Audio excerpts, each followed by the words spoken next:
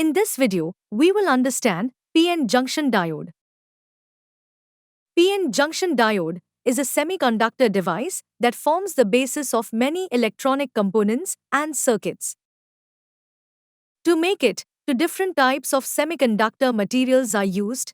For example, P-type semiconductor and N-type semiconductor. PN junction diodes plays an important role in electronics.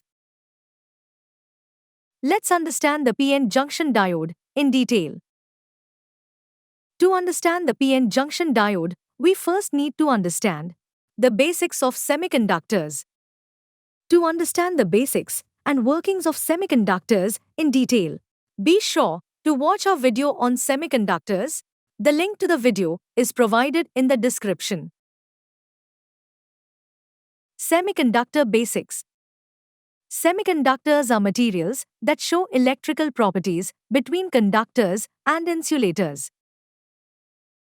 Silicon and germanium are common semiconductor materials. In semiconductors, atoms are arranged in a crystal lattice structure, and their outermost electrons are loosely bonded, allowing charge to flow easily. To create AEPN junction, impure semiconductors are used, which are called extrinsic semiconductors.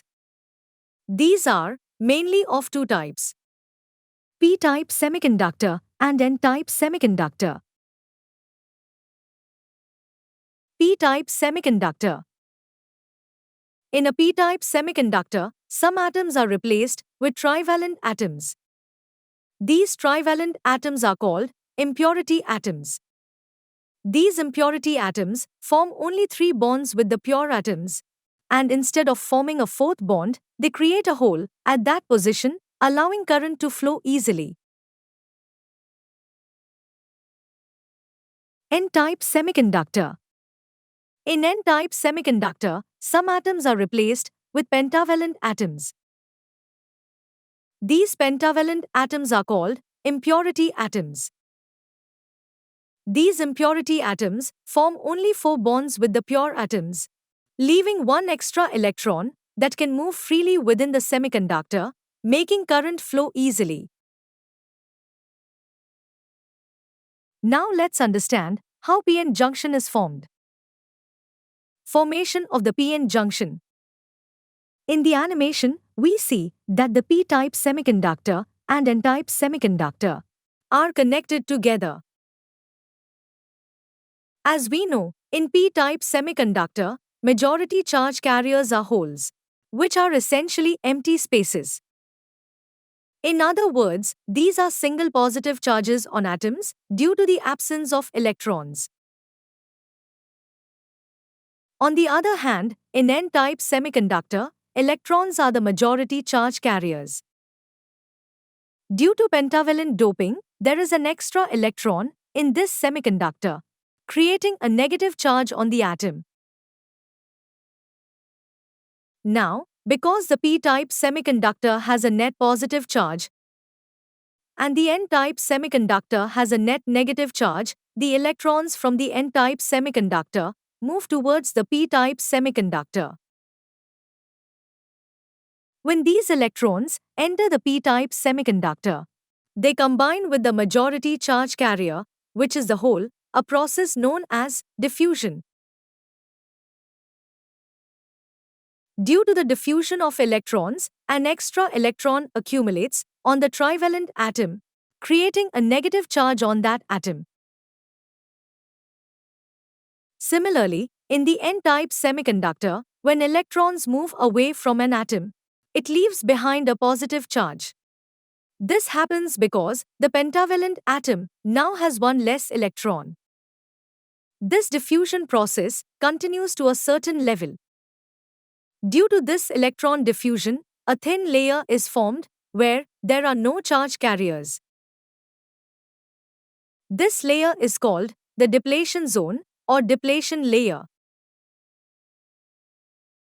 Because the electrons from the N side and holes from the P side combine together, an electric field is created in the depletion zone.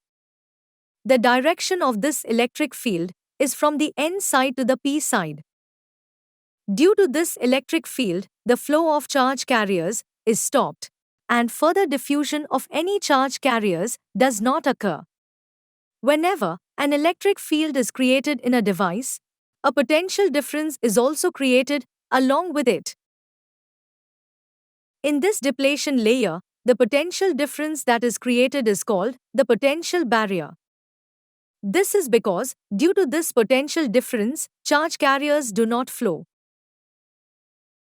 To flow the charge carriers, we need to break this potential barrier. However, this is not possible without an external source. This formation of the PN junction is also called PN junction diode, which is used in the form of an electrical device. PN junction diode can operate in two ways: forward biasing, reverse biasing. Let's understand these one by one. Forward biasing. When the P side is connected to a positive voltage and the N side to a negative voltage, the depletion layer starts to decrease. As a result, free electrons from the N side and holes from the P side start to move through the junction, allowing current to conduct. This condition is called forward biasing. Reverse biasing. When the N side is connected to a positive voltage and the P side to a negative voltage, the depletion zone area increases. As a result, the majority charge carriers move away from the junction and current flow stops. This condition is called reverse biasing. Thanks for watching. If you like this video, please like and subscribe our channel.